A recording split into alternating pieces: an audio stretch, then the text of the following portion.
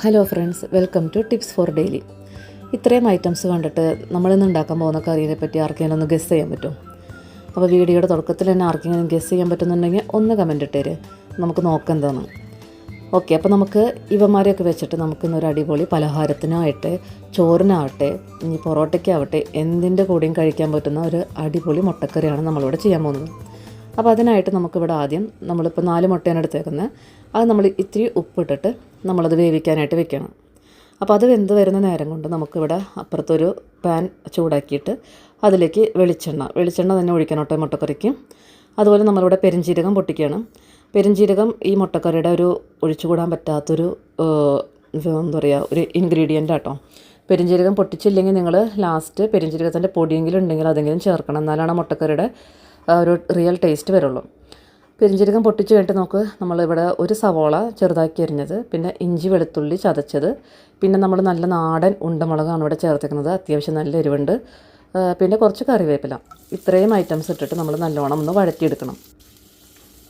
ഇപ്പോൾ നൊയമ്പൊക്കെ തുടങ്ങാൻ പോകില്ല, അപ്പോൾ നമ്മൾ ചിക്കനും മീനൊക്കെ ഒഴിവാക്കിക്കൊണ്ടിരിക്കുന്നൊരു സമയമാണ്. അപ്പോൾ ഈ മുട്ടക്കറി എന്ന് പറയുന്നത് നമുക്ക് ശരിക്കൊരു ഒരു നോൺ വെജിൻ്റെ ഒരു സ്മെല്ലും ടേസ്റ്റും ഒക്കെ കൊണ്ടുവരുന്നൊരു കറിയാണ്. അപ്പോൾ കണ്ട സവോള ഈ ഒരു കളറിലാകുമ്പോൾ നമുക്ക് നമ്മുടെ മസാലപ്പൊടികളൊക്കെ ചേർത്ത് കൊടുക്കാം. ഞാനിവിടെ 2 ടീസ്പൂൺ മല്ലിപ്പൊടിയും 1 ടീസ്പൂൺ മുളക് പൊടിയാണ് ചേർത്തേക്കുന്നത്. കാരണം ഞാൻ നേരത്തെ കാണിച്ചില്ലേ ഒരു ഉണ്ടമുളക്, അത് നല്ല എരിവുള്ള മുളക്. അപ്പോൾ ഞാൻ അത് കാരണം കൊണ്ട് മുളക് പൊടി 1 ടീസ്പൂണേ ചേർക്കണുള്ളൂ. നിങ്ങൾ എരിവില്ലാത്ത പച്ചമുളകാണ് ഇടുന്നതെന്നുണ്ടെങ്കിൽ നിങ്ങൾക്കിവിടെ 1.5 മുതൽ 2 ടീസ്പൂൺ വരെ നിങ്ങൾക്ക് മുളക് പൊടിയും ചേർക്കാം കേട്ടോ. എന്നാലാണ് നമ്മുടെ മുട്ടക്കറിക്കൊരു, അല്ലെങ്കിൽ എരിവ് കുറഞ്ഞു പോയാലും മുട്ടക്കറി ഒരു സുഖാവില്ല. അപ്പോൾ അതിനനുസരിച്ച് നിങ്ങൾ എരിവ് ചേർത്തോളൂ. പിന്നെ ഒരു 1/4 ടീസ്പൂൺ മഞ്ഞൾപ്പൊടിയും കൂടി ചേർത്ത് നമുക്ക് നല്ലോണം പൊടികളുടെയൊക്കെ ഒരു പച്ചമണം മാറുന്നത് വരെ നമുക്കൊന്ന് വഴറ്റി കൊടുക്കാം. പിന്നെ നമ്മൾ അടുത്തതായിട്ട് ചേർക്കുന്ന ഇൻഗ്രീഡിയൻ്റാണ് നമ്മുടെ ചെറിയൊരു ടൊമാറ്റോയാണ് ഞാൻ എടുത്തേക്കുന്നത്. വലിയ ടൊമാറ്റോ ആണെങ്കിൽ നമുക്ക് എന്താ വെച്ചിട്ടുണ്ടെങ്കിൽ പുളി കൂടിക്കഴിഞ്ഞിട്ടുണ്ടെങ്കിൽ കറിയുടെ ആ ഒരു ടേസ്റ്റ് തന്നെ മാറിപ്പോവും. അപ്പോൾ പുളി ഒന്ന് സൂക്ഷിക്കുക. ഒരു ചെറിയൊരു തക്കാളി മതിയിട്ട് നമുക്ക്. ആ തക്കാളി നമ്മൾ ഇട്ട് കഴിഞ്ഞിട്ട് കുറച്ച് വെള്ളം ഒഴിച്ചിട്ട് വെള്ളം ഒഴിക്കുമ്പോൾ ചൂടുവെള്ളം തന്നെ ഒഴിക്കണം. ചൂടുവെള്ളം ഒഴിച്ച് നമ്മളത് ഒന്ന് മൂടി വയ്ക്കുക. മൂടി വെച്ച് തക്കാളി നല്ലോണം വെന്ത് നല്ല മഷി പരുവത്തിലാവുന്നതിന് ശേഷം മാത്രമേ നമ്മൾ ഗരം മസാല ചേർക്കാൻ പാടുള്ളൂ കേട്ടോ. തക്കാളി നല്ലോണം വേവണം, അല്ലെങ്കിൽ ആ പുളി മുന്നിട്ട് നിൽക്കും, നമ്മുടെ കറിയുടെ ടേസ്റ്റ് കംപ്ലീറ്റ് പോവും. അപ്പോൾ അതൊന്ന് ശ്രദ്ധിക്കണം. കുറച്ച് സമയം എടുത്തിട്ട് തന്നെ തക്കാളി ഒന്ന് വേവിച്ചോളൂ. പിന്നെ അത് കഴിഞ്ഞിട്ടാണ് നമ്മളിവിടെ നമ്മുടെ പൊട്ടറ്റോ ചേർക്കണത്. നിങ്ങൾക്ക് വേണമെങ്കിൽ പൊട്ടറ്റോ ഒഴിവാക്കാം. പൊട്ടറ്റോ ഞാനിവിടെ ചേർത്തേക്കെന്ന് വെച്ചാൽ നമ്മുടെ കറിക്ക് നല്ലൊരു കൊഴുപ്പ് കിട്ടാൻ വേണ്ടിയിട്ടാണ്. പൊട്ടറ്റോ ഇല്ലെങ്കിലും ഈ കറിക്ക് ടേസ്റ്റ് ഉണ്ട്. അപ്പോൾ അതിനനുസരിച്ച് നമ്മൾ പാലെടുക്കുമ്പോൾ നല്ല കട്ടിയിൽ പാലെടുക്കാനായിട്ട് 2-ാം പാലാണെങ്കിലും 3-ാം പാൽ ഒഴിക്കുമ്പോൾ നമ്മൾ ഇത്തിരി കട്ടിയിൽ ഒഴിച്ചാൽ മതി, പൊട്ടറ്റോ ഒഴിവാക്കുകയാണെങ്കിൽ കേട്ടോ. എനിക്ക് ചോറിൻ്റെ കൂടെ ഒക്കെ കഴിക്കുമ്പോണ്ടല്ലോ ഈ പൊട്ടറ്റോ നമ്മുടെ ഉടച്ച് ചോറിൻ്റെ കൂടെ കഴിക്കുമ്പോൾ അതിൻ്റെ ടേസ്റ്റ് അതൊന്ന് വേറെ തന്നെ. പ്രത്യേകിച്ച് മസാലയൊക്കെ പിടിച്ച ഉരുളക്കിഴങ്ങ് ഇതുപോലെ ചോറിൻ്റെ കൂടെ കഴിക്കുമ്പോൾ നല്ല ടേസ്റ്റാണ്. ഇപ്പോൾ ഉരുളക്കിഴങ്ങ് ഇട്ട് നമുക്ക് ഞാനായിട്ട് 2-ാം പാൽ ഒഴിച്ച് ഞാനത് മൂടി വെച്ച് വേവിക്കുകയാണ്. നിങ്ങൾക്ക് ഈ സ്റ്റേജിൽ വേണമെങ്കിൽ കുക്കറിലിട്ടിട്ട് ഒരു വിസിലടിച്ച് കഴിഞ്ഞാൽ ടപ്പേന്ന് നമ്മുടെ ഉരുളക്കിഴങ്ങ് വെന്ത് കിട്ടും. ഞാനിവിടെ എനിക്ക് സമയമുള്ള കാരണം കൊണ്ട് ഞാൻ മൂടി വെച്ചിട്ട് വേവിക്കുകയാണ്.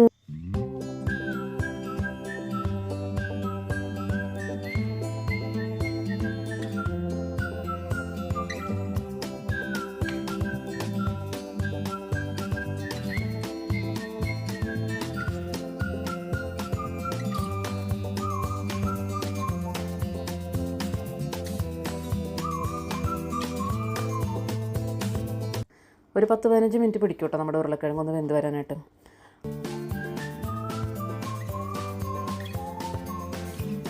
കഴിയുമ്പോൾ നമുക്ക് നമ്മുടെ വേവിച്ച് ഞാനവിടെ മുട്ട ഞാൻ 2ആക്കി മുറിച്ച് വെച്ചിട്ടുണ്ട്, അതൊന്ന് ഇട്ട് കൊടുക്കാം.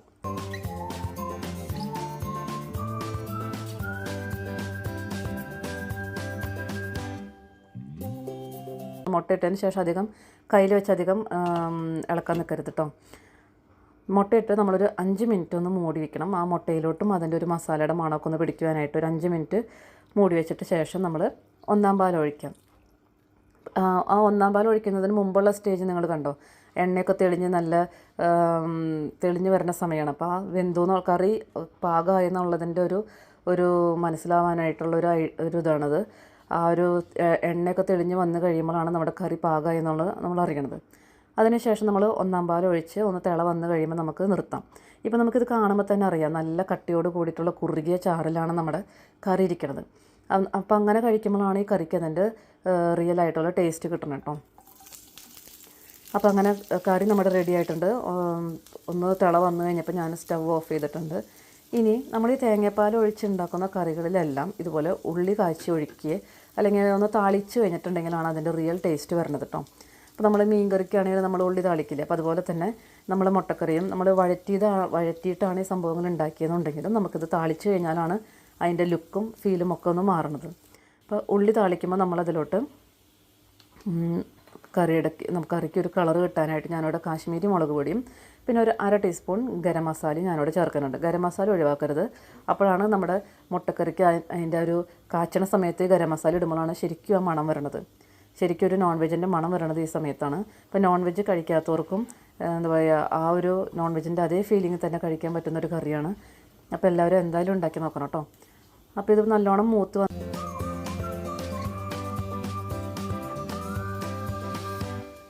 അതൊന്ന് മൂത്ത് കഴിഞ്ഞ് വരുമ്പോൾ നമുക്ക് നമ്മുടെ കറിയിലോട്ട് ഒഴിക്കാം. പിന്നെ കറിയിലോട്ട് ഒഴിച്ച് കഴിഞ്ഞ് കഴിയുമ്പോൾ ഒരു തണ്ട് കറിവേപ്പിലയോ 2 പച്ചമുളകോ ഇട്ടിട്ട് ഒന്ന് മൂടി വെച്ച് കഴിഞ്ഞിട്ട് നമ്മൾ ഭക്ഷണം കഴിക്കാൻ നേരത്ത് തുറക്കുമ്പോൾ ഉണ്ടല്ലോ നല്ലൊരു സ്മെല്ലായിരിക്കും അതിന്. അപ്പോൾ ഇങ്ങനെ ഈ മുട്ടക്കറി ഇതേ രീതിയിൽ ഉണ്ടാക്കുന്നവരുണ്ടെങ്കിൽ ഒന്ന് കമൻറ്റ് ചെയ്തോളൂ കേട്ടോ. പിന്നെ നിങ്ങൾക്ക് ഇഷ്ടമായിട്ടുണ്ടെങ്കിൽ ഒന്ന് ലൈക്ക് ചെയ്യുക, ഇഷ്ടമായിട്ടില്ലെങ്കിൽ ഒന്ന് ഡിസ്ലൈക്ക് ചെയ്യാം. എന്നാലാണല്ലോ നമ്മൾ വീഡിയോസ് ഇടുമ്പോൾ നമ്മൾ ചെയ്യുന്ന കാര്യങ്ങൾ ആൾക്കാർക്ക് ഇഷ്ടപ്പെടുന്നുണ്ടെന്ന് അറിയുമ്പോൾ നമുക്കതൊരു സന്തോഷമാണല്ലോ. അപ്പോൾ ഇഷ്ടമായിട്ടുണ്ടെങ്കിൽ ആ ലൈക്ക് ബട്ടൺ ഒന്ന് ക്ലിക്ക് ചെയ്തിട്ട് പോണേ. അപ്പോൾ നമ്മുടെ നോക്കി അടിപൊളിയായിട്ടുള്ള നമ്മുടെ കുറുകിയ ചാറോട് കൂടിയിട്ടുള്ള മുട്ടക്കറി ഇവിടെ റെഡിയാണ് കണ്ടോ. അപ്പോൾ ഇതുപോലെ 2 പച്ചമുളകിൻ്റെ ഒരു എന്താ പറയുക റോ മണം ഉണ്ടല്ലോ, അതെനിക്ക് ഭയങ്കര ഇഷ്ടമാണ് കറികളിൽ അങ്ങനെ ഇടുമ്പോൾ. അത് ബീഫിലാണെങ്കിലും നമ്മൾ ആ പച്ചമുളക് ഇടുമ്പോൾ നല്ലൊരു ഫ്ലേവർ വരും. അപ്പോൾ അതൊന്ന് ട്രൈ ചെയ്യാത്തവരങ്ങനെ ട്രൈ ചെയ്തോളൂ കേട്ടോ. അപ്പോൾ നമ്മുടെ മുട്ടക്കറി ഇവിടെ റെഡി ആയിട്ടുണ്ട്. അപ്പോൾ നമുക്ക് എന്തിൻ്റെ കൂടെയും കഴിക്കാൻ പറ്റുന്ന അടിപൊളി ടേസ്റ്റുള്ള കറിയാണ്. അപ്പോൾ എല്ലാവരും ഉണ്ടാക്കി നോക്കിയിട്ട് അഭിപ്രായം അറിയിക്കുക. അപ്പോൾ നമുക്ക് അടുത്ത വീഡിയോ ആയിട്ട് കാണാം, അടുത്ത ടിപ്പായിട്ട് കാണാം. Okay, by.